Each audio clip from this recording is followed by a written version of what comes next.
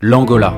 Ce pays de 39 millions d'habitants, grand comme 2,5 fois la taille de la France, est l'un des territoires les plus beaux que j'ai jamais traversé. Dans ma vie, je n'ai jamais entendu quelqu'un me dire qu'il avait visité ce pays. Et pourtant, il n'a rien à envier à son voisin du sud, la Namibie. Alors pourquoi l'Angola est-il resté dans l'ombre ? En 2002, une guerre s'arrête. 27 ans de conflits civils, près de 500 000 morts, des millions de déplacés. L'Angola sort de l'un des conflits les plus longs et les plus meurtriers du XXe siècle. Et le monde, à peine, s'en souvient. En arrivant ici, au volant de notre 4x4, ma mère et moi, nous avons découvert que cette ombre cachait quelque chose d'extraordinaire. Des paysages à couper le souffle, un peuple chaleureux et accueillant et une nature encore intacte.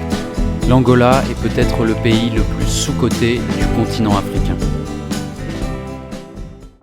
Bienvenue si tu découvres la chaîne, je m'appelle Tom et je suis parti de Paris il y a quelques mois avec ma mère pour rejoindre l'Afrique du Sud par la côte ouest. Ici, je vous raconte toute notre aventure dans les bons moments comme dans les mauvais.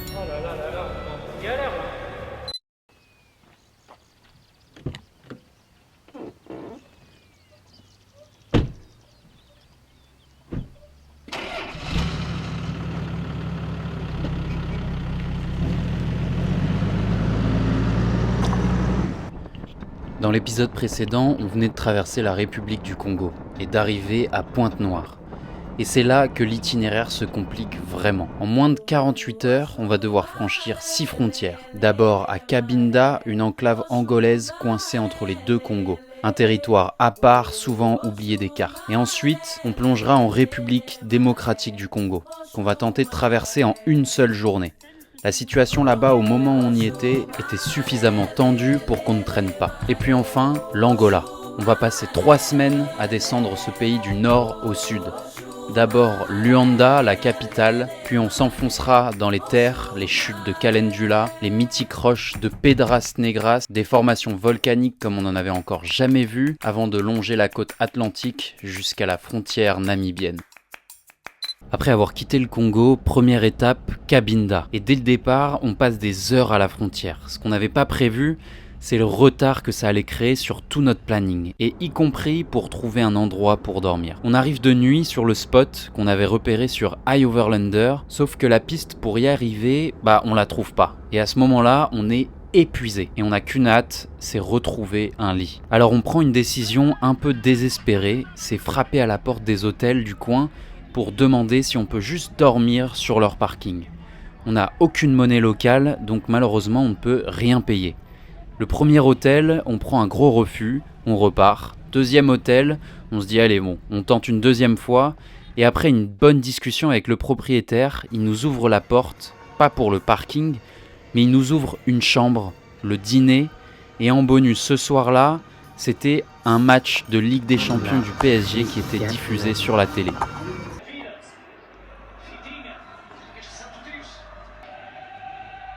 On n'est pas bien. Se faire accueillir dans un hôtel gratuitement alors qu'on était censé dormir on ne sait même pas où, au milieu des déchets. Et là on est dans un bon lit avec un dîner offert. C'est royal. On en avait trop besoin. Une bonne douche chaude là. Je suis resté 35 minutes dans l'eau chaude. C'était incroyable. Oh là là là là là là. Vamos.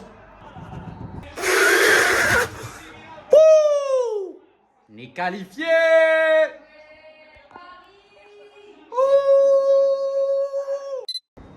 Bon. Ciao cet hôtel qui nous a régalé là, on y est mais ultra frais, on a trop bien dormi.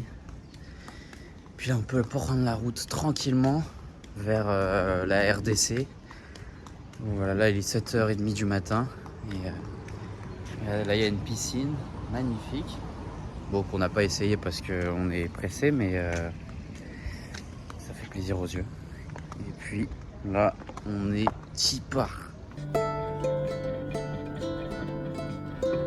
On reprend la route à travers la RDC sans trop de problèmes, malgré un trafic loin d'être fluide au niveau de la ville de Matadi.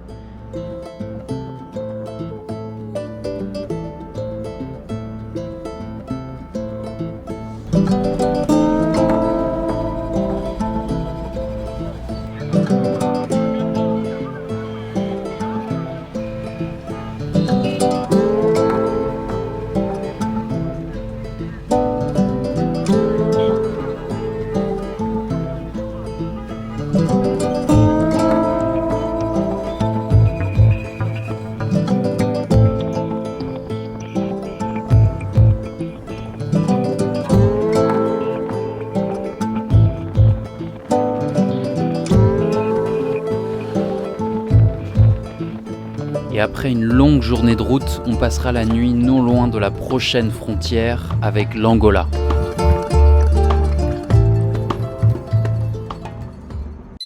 On est arrivé où là? On est en Angola. On est enfin en Angola. Là, ça fait plusieurs jours qu'on roule toute la journée. Vraiment, on se lève tôt le matin. On prend même pas petit déj, on trace et on mange sur la route. Et c'était ultra fatigant. Et on a fait 3 passages de frontières, donc x2 parce qu'à chaque fois tu fais un passage dans un pays, quand tu rentres, quand tu sors, ensuite tu re-rentres, du coup ça fait un deuxième, donc 6 passages de frontières en 2 jours là. C'était hardcore parce qu'à chaque frontière tu passes des heures et des heures. Et donc voilà, on a traversé la République démocratique du Congo en 2 jours, même pas. Et ça s'est super bien passé, ça va. Et maintenant, on arrive en Angola. Et c'est là qu'on se rend compte quand même déjà le trajet parcouru. Là, il nous reste plus que 3 pays à faire. Angola, Namibie, Afrique du Sud. C'est un truc de malade mental. Et puis voilà, on y est. Les paysages évoluent petit à petit. Là, je crois que ça va être aussi très montagneux avec beaucoup de roches. Ça va être magnifique. Avec des grandes cascades et tout ça. Et donc là, on a hâte de voir encore tout ça. Ça va être incroyable. Let's go! Je dois avouer qu'en entrant en Angola, on ressent quelque chose d'un peu particulier. Un mélange de fierté, mais aussi de mélancolie.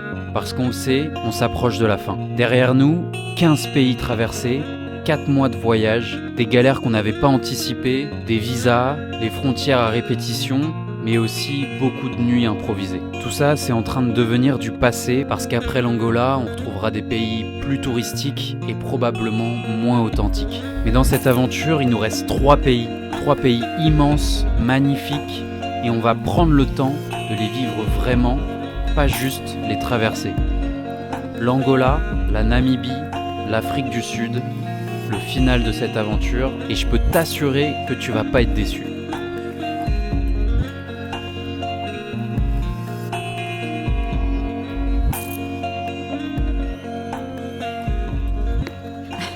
Bah Tom, qu'est-ce que tu fais? Là, je rajoute des gigas d'internet sur la carte SIM du téléphone.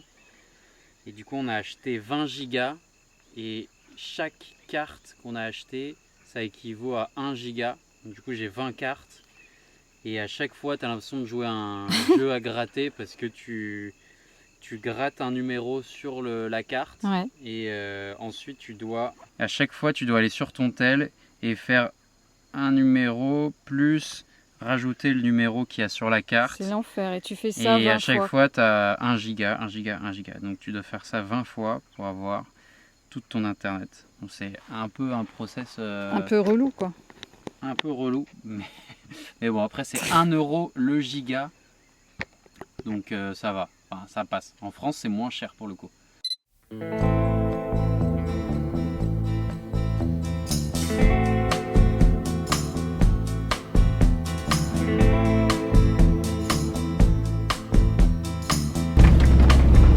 On reprend la route maintenant en direction de la capitale, Luanda.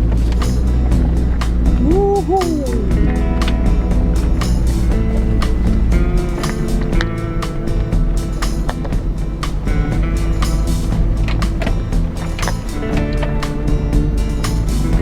voit absolument rien.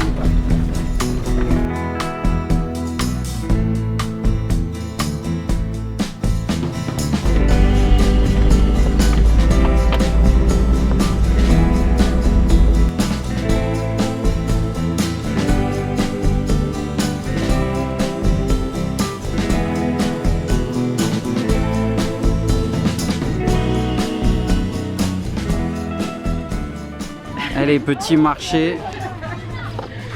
On a pris des bananes plantains et des jeunes cacahuètes. Tout ça, c'est les bananes plantains. C'est du grillé là, sur les cacahuètes. Ah, bon dia.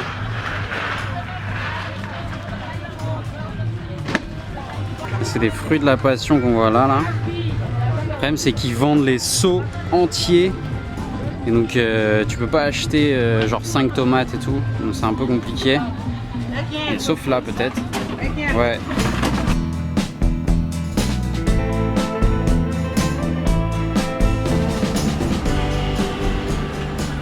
On arrive enfin à Luanda. Et honnêtement, cette ville, elle nous a plutôt surpris. Le bord de mer est beau, moderne, et on sent que tout est assez récent ici. Les gens font du sport, ils sont heureux, donc on s'y sent rapidement plutôt bien. Alors là, il faut savoir qu'il y a 2 secondes, on était en plein dans les bidonvilles. Et là, on vient d'arriver sur une allée avec remplie de palmiers, des buildings.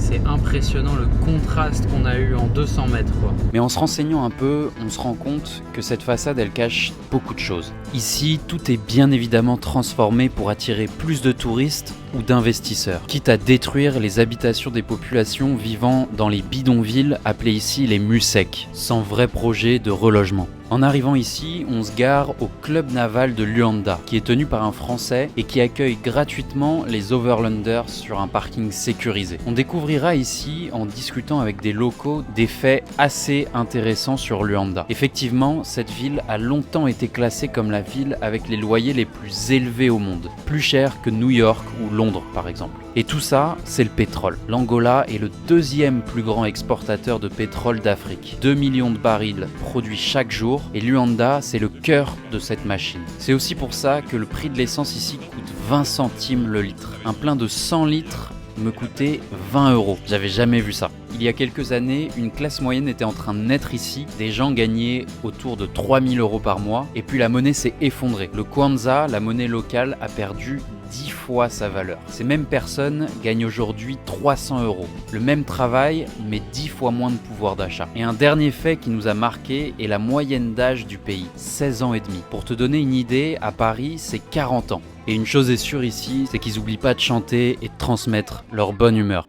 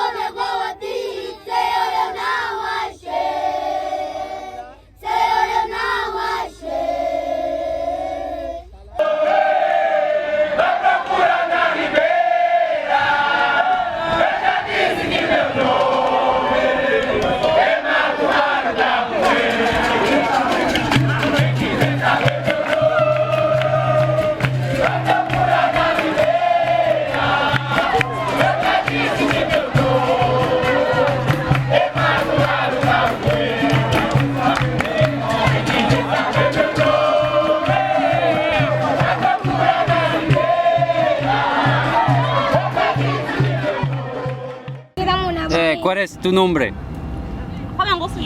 What's your name?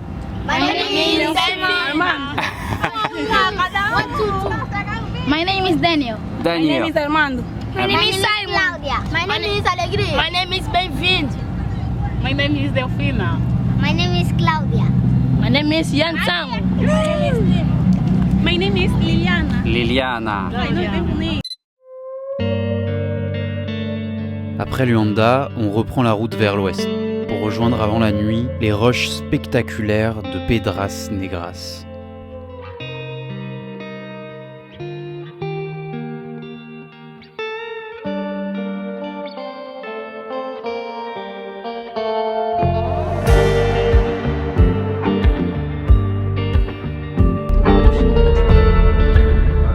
On commence à apercevoir les rochers là, tout le long là. Alors là, on se rend pas bien compte sur la caméra, mais c'est impressionnant. C'est magnifique.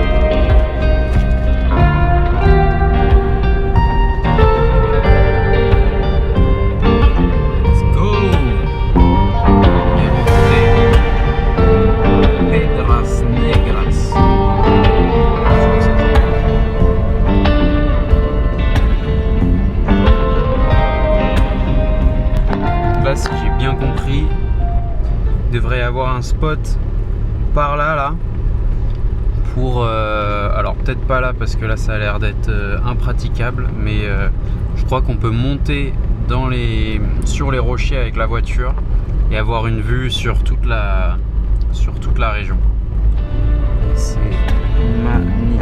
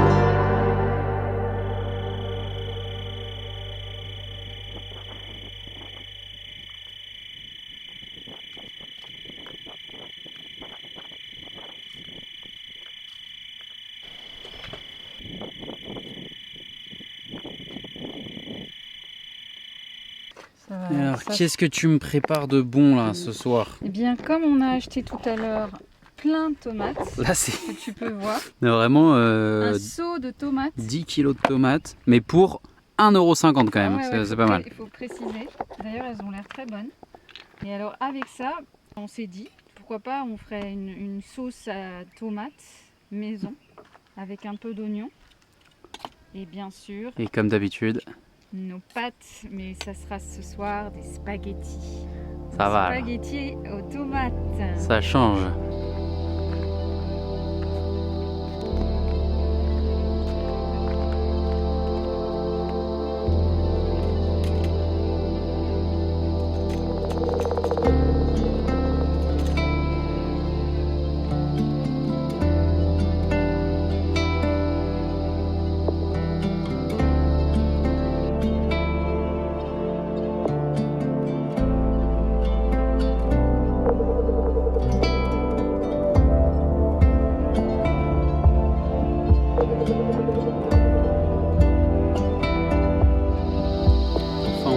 Là, on vient de rouler toute la journée et on n'a finalement pas mangé de la journée.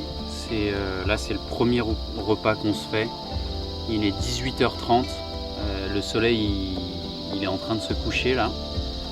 Et là, on était affamés et on n'a pas déjeuné parce qu'on a énormément roulé, qu'on n'avait pas grand chose et que sur le chemin on a trouvé que des marchés.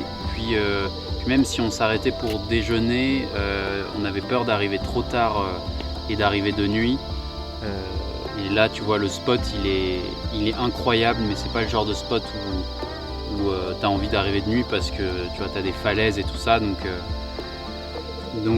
voilà, du coup on a décidé de rouler et là premier repas 18h30. C'est bien parce que j'ai vu une vidéo aujourd'hui où si tu veux vivre plus longtemps, il faut faire des jeûnes de 16 heures. Bah là t'inquiète, on a fait un jeûne de 24, plus de 24 heures je pense, parce que depuis le dîner d'hier quoi. Donc on a mangé 3 cacahuètes sur la route. Mais voilà, là on admire la vue qui devient de plus en plus noire là, puisqu'on commence à rien voir. Le fruit du dragon, c'est vraiment une folie. Regardez la pureté du rose là. Ça va faire le plein de vitamines pour ce matin. C'est incroyable comme fruit, vraiment. Voilà, on est parti marcher un petit peu. On était un peu plus loin à droite. On a passé la nuit là-bas et apparemment à côté il y a une empreinte de pied sur la roche. Je crois qu'on ne sait pas trop l'origine. Et là je crois que c'est... Donc là ils ont dû mettre, je sais pas, ce petit truc là pour repérer. C'est un peu le lieu touristique du coin là et donc pour repérer l'empreinte de pied. On va regarder. Ouais. Et là du coup on voit bien une empreinte de pied là avec les traces des orteils. C'est assez ouf parce que c'est vraiment dans la roche et d'ailleurs il est immense le pied, hyper carré et on ne sait pas bien son origine. Allez, maintenant il est temps de reprendre la route et de prendre la direction des cascades de Calendula. Et ça va être un truc vraiment incroyable. Et voilà, on a un peu plus de 2 heures de route, je crois, pour arriver jusque là-bas. On va regarder encore une dernière fois un petit peu Pedras Negras. Et puis, go! Sauf que la route, elle est chaotique pour aller jusque là-bas, je crois. Ça, on a l'habitude. Oh là là là là. Bon, enfin... On arrive au bout de cette fucking road là. Dans moins d'1 kilomètre, les chutes sont là. Ça va être magnifique. Là, on voit déjà le fleuve ou la rivière. Oh là là là là là là là là. Oh là. Oh putain, on les voit au loin. Oh sa mère. Là, on vient d'arriver sur place et en gros c'est un hôtel qui a la meilleure vue du coin clairement et là la cascade elle est devant, c'est incroyable. Puis là tu as une magnifique piscine, j'ai l'impression que tu peux camper en fait à des tentes au bord de la piscine avec la vue derrière de la cascade, c'est magique.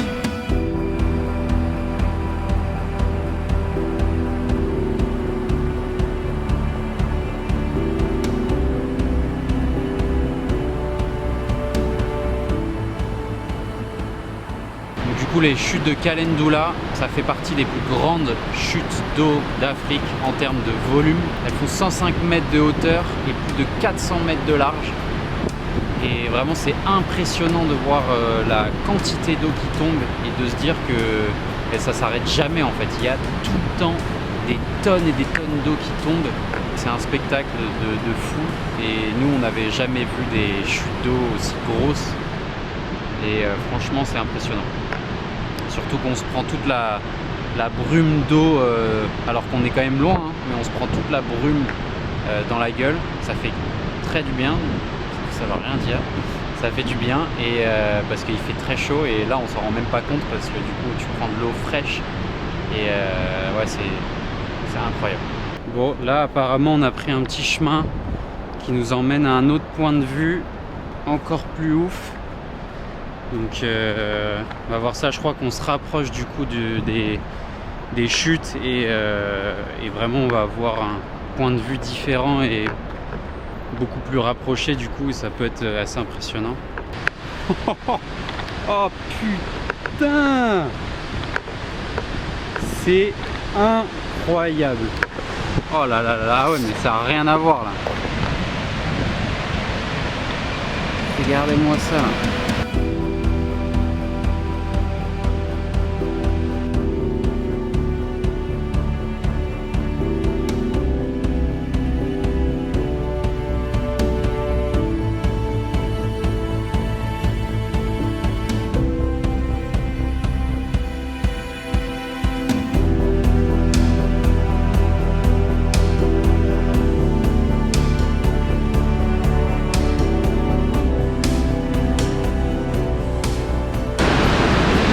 Regardez toute la brume d'eau là. Et nous on était là-bas là. Donc on se prenait tout ça dans la gueule. On avait l'impression qu'il pleuvait tellement qu'on se prenait d'eau. Là c'est impressionnant de voir du coup d'ici. Bon, après ces chutes magnifiques, on est allé dans des piscines naturelles. Donc du coup c'est la rivière avant de tomber. Et on a trouvé, du coup le spot est magnifique aussi. Et là, donc je me suis garé juste derrière.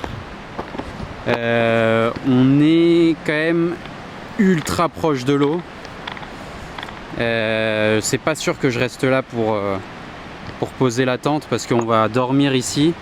Mais je vais probablement remonter ici pour au cas où, on sait jamais s'il y a des grosses pluies et tout ça.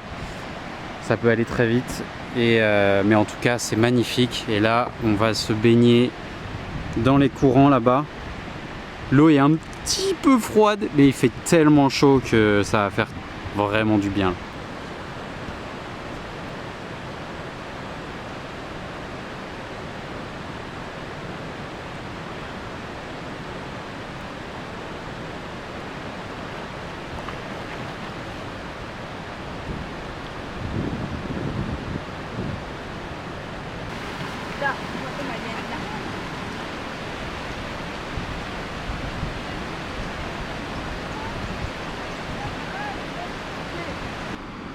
Là on est sur un spot là, non? C'est magnifique. Rivière là où on se baigne. La tente. Et regardez la vue de la tente.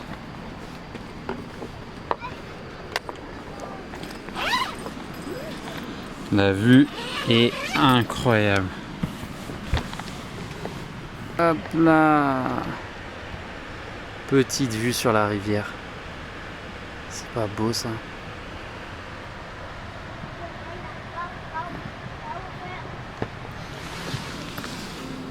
Oh! Buonanotte!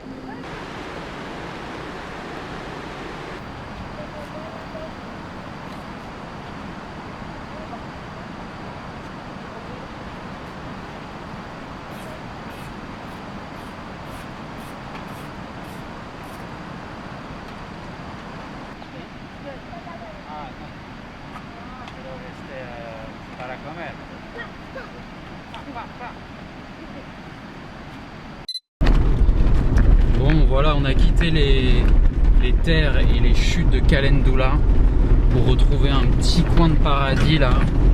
Ça s'appelle Caboledo.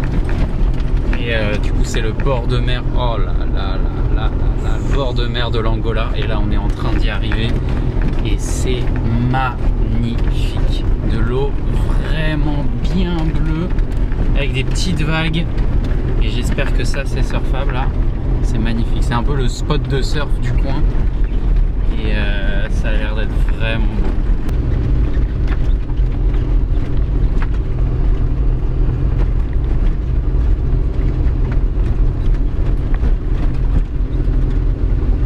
Caboledo. On fait un petit lagon là, juste derrière. Oh là là.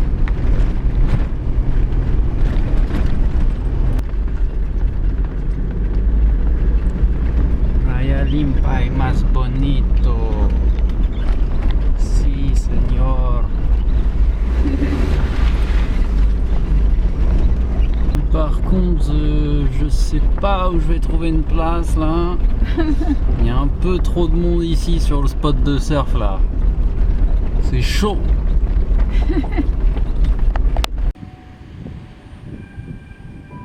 Oh là là là là, la dinguerie.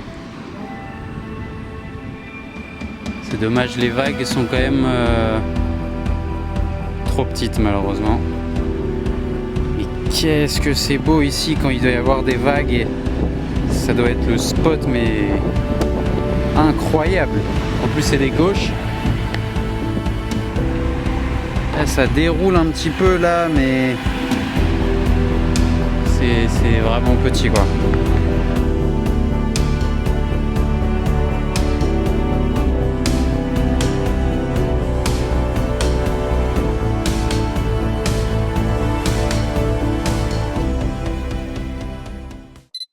C'est énorme en fait. Là on a dormi sur le parking de Caboledo et la voiture elle est juste derrière là.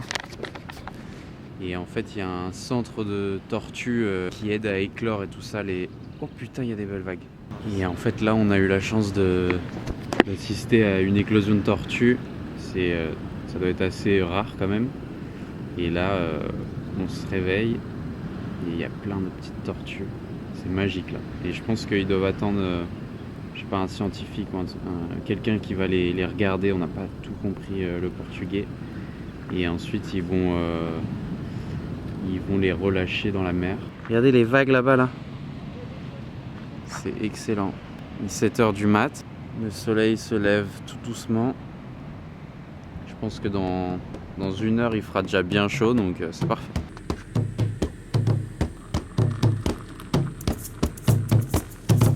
Petit café. Les crêpes sont prêtes. Elles ont l'air incroyables.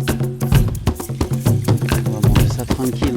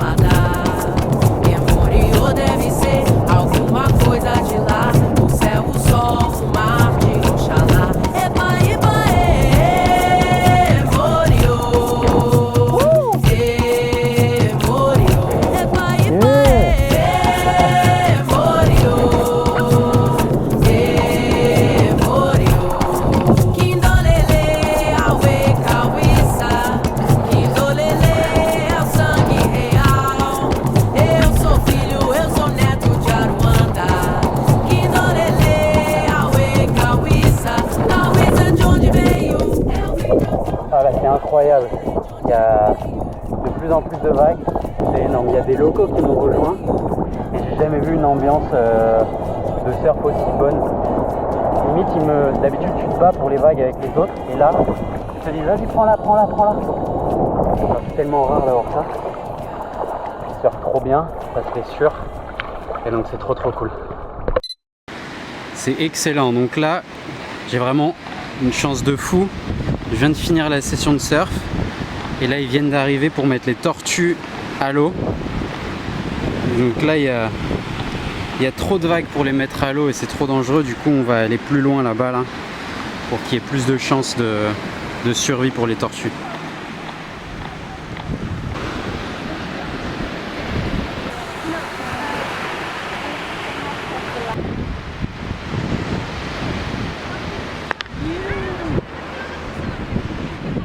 Go, go, go!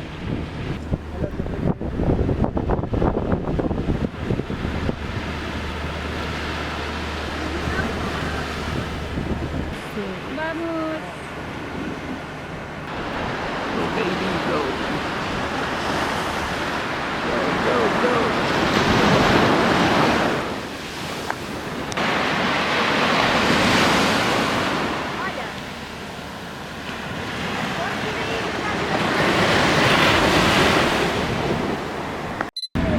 C'est parfait ça. Bon dia. On vient de se trouver un petit poulet grillé là avec des frites. C'est incroyable. C'est le genre de truc qu'on trouve quasi jamais sur la route et là ça fait vraiment plaisir. Surtout avec une petite session de surf là. Magnifique. On se régale. Cabo Ledo, c'est un des endroits où on se sent bien. On aurait volontiers posé le 4x4 quelques jours de plus, mais notre timing nous rappelle qu'il faut avancer. Alors pendant quelques jours, on longe la côte en direction de la région du Namibe. Sur la route, on dort dans des endroits magnifiques, sur des plages avec des panoramas qu'on garde longtemps en tête.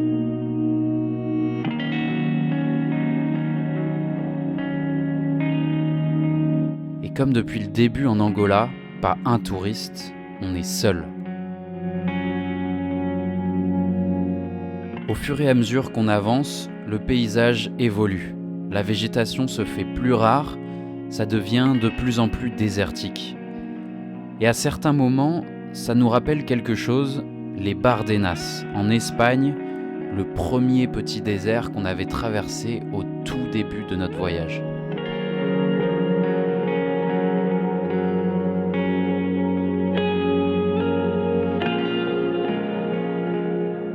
En cours de route, on fait des stops de temps en temps pour se reposer, prendre de l'eau ou souffler un peu.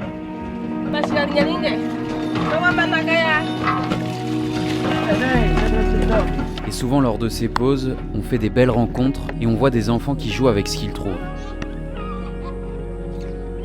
Ici, pas de PlayStation. On fait la course en guidant une roue de scooter avec une moitié de bouteille en plastique.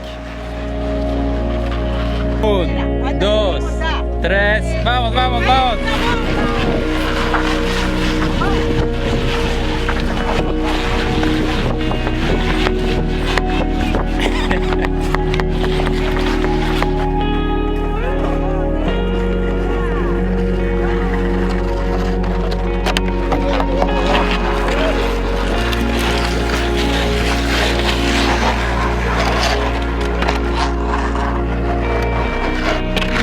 Quand il y a un peu de relief, certains sortent leur luge.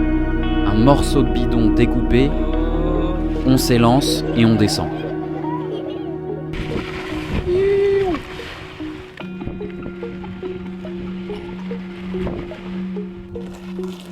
Ça a l'air de glisser un peu moins que la neige, mais le sourire en bas de la pente, lui, c'est bien le même. Bueno.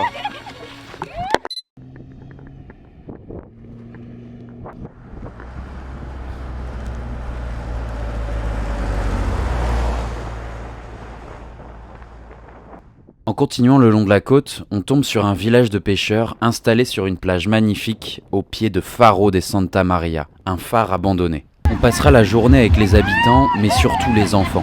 Et comme à mon habitude, je joue le rôle d'animateur et je leur apprends des jeux que je faisais quand j'étais plus petit. Alors on a creusé un énorme trou tout à l'heure. Ça faisait une piscine. Et là on l'enterre.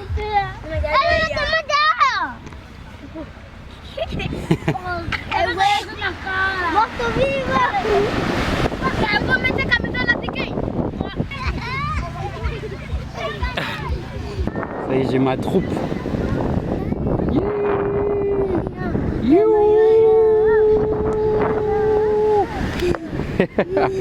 Vamos, vamos, vamos.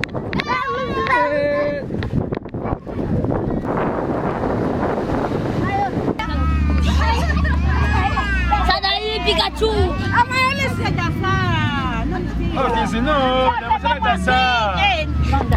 Après ça, le village nous ouvrira ses portes pour accéder à la route qui mène jusqu'au phare.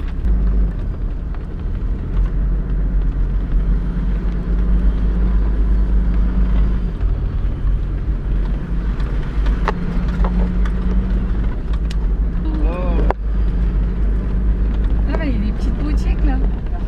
Hey.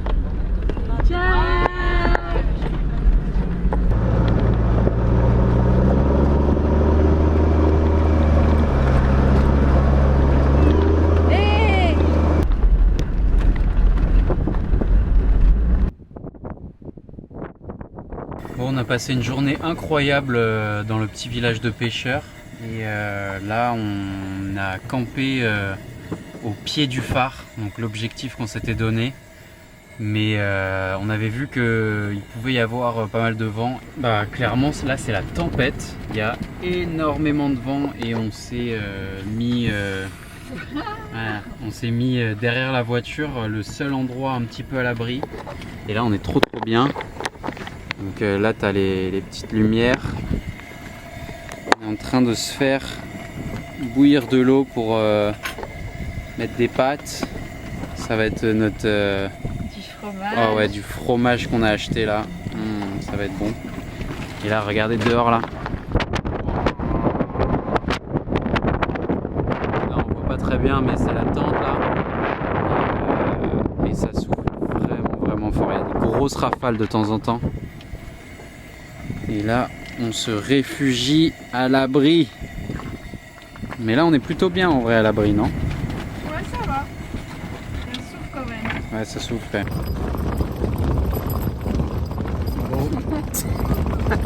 On va passer une sacrée nuit là.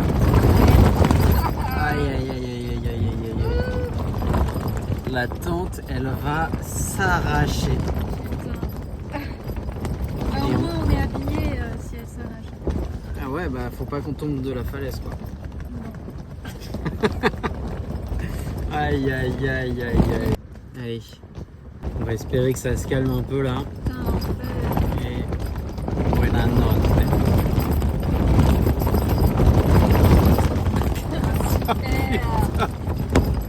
Allez, ciao.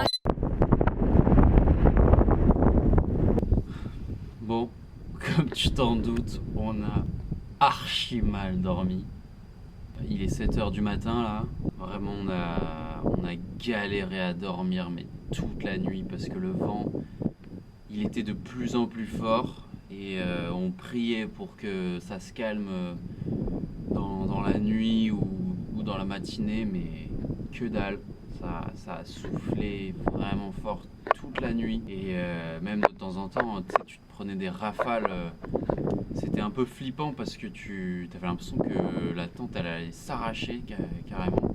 Ça faisait du bruit dans tous les sens, tout vibrait. C'était une nuit horrible, mais là c'est très beau ce matin. Le soleil se lève petit à petit, il y a déjà pas mal de lumière. C'est aussi un endroit où apparemment tu peux apercevoir des baleines et donc voir potentiellement les pchits des baleines ou en espérant qu'il y en ait ou qu'elles soient pas trop loin. Et donc je vais me poser, regarder un petit peu. Puis voilà, hein, je pense que ça s'entend à ma voix que j'ai trop mal dormi.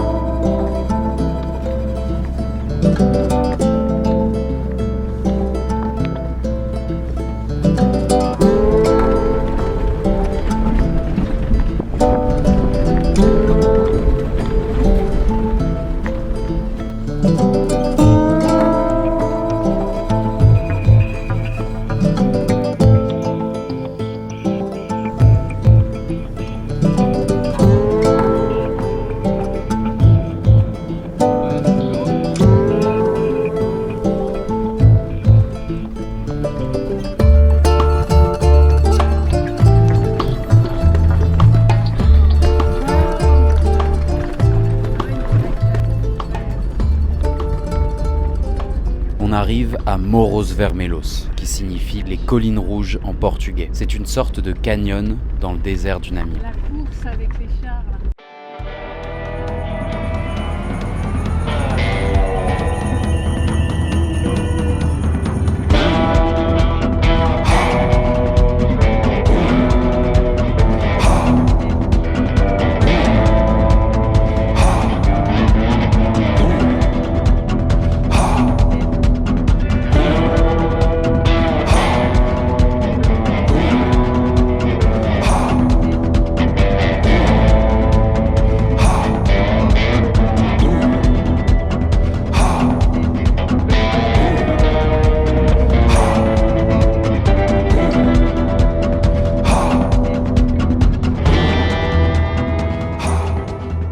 Avant d'arriver dans ce décor venu d'une autre planète, on s'était acheté à manger.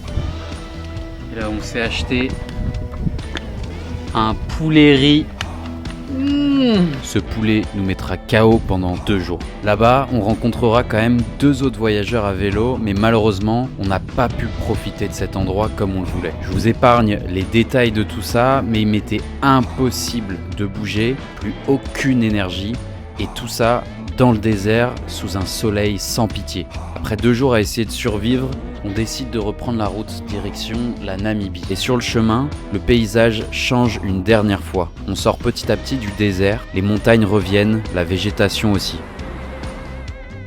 On passe devant la Serra da Leyba, une route mythique qui serpente à flanc de montagne, l'une des plus belles qu'on ait vues de tout le voyage. On passera la soirée à admirer le paysage avec un coucher de soleil magnifique pour passer la nuit dans les environs avant de passer au prochain pays, la Namibie. Mais ça sera dans le prochain épisode. Alors si la vidéo t'a plu, n'hésite pas à t'abonner pour ne pas rater cette nouvelle vidéo. Merci d'avoir regardé la vidéo jusqu'au bout et à très vite.